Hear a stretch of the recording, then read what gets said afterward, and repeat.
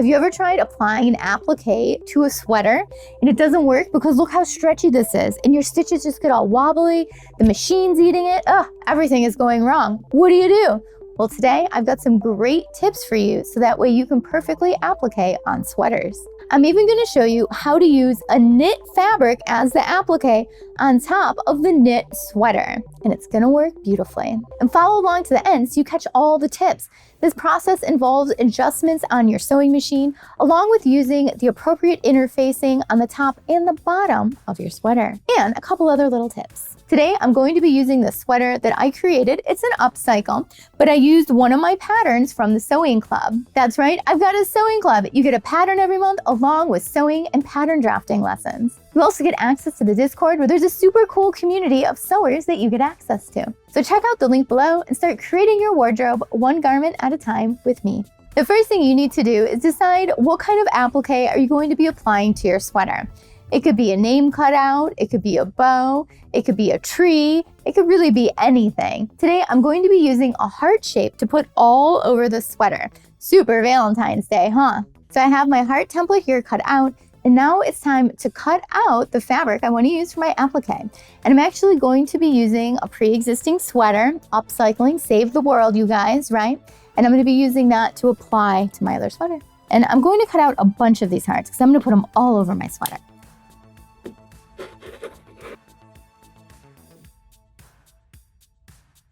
Now I have 2 hearts ready to applique, but I'm gonna cut out so many. So now I'm gonna go ahead and cut out the rest. So I have a big pile of hearts cut out and ready for my sweater. I'm going to demo this technique on one first, and then I'll add the rest later. Now let's talk about interfacing and make sure you're choosing the right one. Today, I'm going to be using a water-soluble interfacing. Let's take a look at this interfacing. You want to make sure you're choosing a water-soluble that basically looks like a fabric. This is going to be really strong and sturdy for you, and it's not going to rip and fall apart like those clear ones that you've seen out there on the market. And those are generally for a different technique. They're great, but for a different time. So today, I want you to get something nice and strong that's not going to rip on you, and make sure it's water-soluble, which means it's going to melt in the water. You're going to see that in a little bit. So I have the pattern I used to cut out my applique pieces. I'm gonna place that on the water soluble, and we wanna cut around it. I wanna leave some excess on the sides, maybe about 3/4 to an inch on both sides. Paper scissors aren't working on that. We use a rotary cutter. And we want it essentially just bigger than the applique that we're creating, and we want 2 pieces of it. So I'm just gonna lay that on top.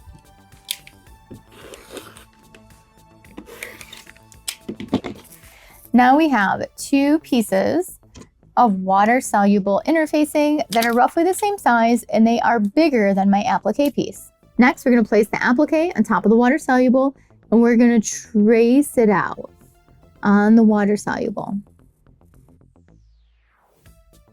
So now we have a heart shape on the water-soluble. Now we're going to place our heart wherever it is we want it on the sweater. And I want my rib knit to be that way, right there. And now what we're gonna do is take the piece of water soluble without the heart on it, and we're gonna place it behind it. Just double check it, make sure it is actually in the right spot, catching all the sides. Okay, and now we're gonna take the water soluble with the heart on it, and we're gonna match it up right on top of the applique. It's nice because you can see through this water soluble.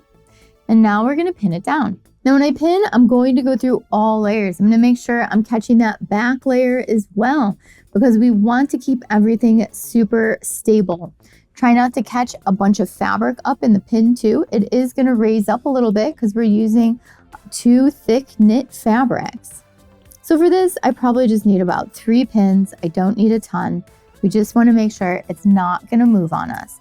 So this is how we're going to prevent the top from moving and the bottom. So when we sew, we're just going to be gliding right over the interfacing pieces. We're not going to have to worry about this knit here like stretching out on us, because this water soluble does not stretch. Look at that. There's no stretch to it, but there's tons of stretch in the knit below us. Now it's time to head to the sewing machine. I have my satin stitch selected. My machine has a lot of different satin stitches I can choose. If your machine doesn't have a satin stitch pre-selected as a menu option, all you need to do is put your zigzag stitch on and make your stitch length very short. A satin stitch is a zigzag stitch with a really short stitch length. For this project, I have my width set to 5, I have my length set to 1, and I have my foot pressure set to 4. If you don't have foot pressure on a screen, just make sure you find out on your machine where you adjust your foot pressure, and you want to make it less. You always want to use less foot pressure if you have a really thick fabric, because if you have a ton of pressure on your foot, it's going to stretch out your fabric. So I have my satin stitch foot on, and I'm going to be following this blue line that I chalked out with the center of my foot. I'm going to be starting at the bottom of my heart. I always like to start at some sort of like point or angle if I have it in the design. Also, double check your interfacing below. Make sure it's nice and flat. Keep it flat while you're doing this. If you haven't done a satin stitch before, they don't go fast, but make sure they're always moving so it's not knotting up.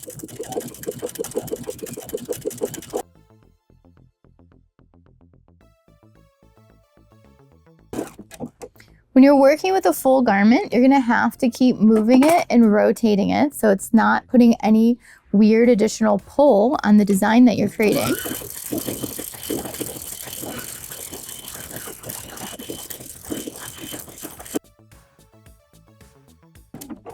When you get to any inward points, I always like to leave my needle position in the left, rotate it, and then just overlap just a little bit on the point. It gives it a really nice little shape. And the trick to curves is to just keep following the center of the foot with the line that you need to be stitching. Pins get in the way, just remove them.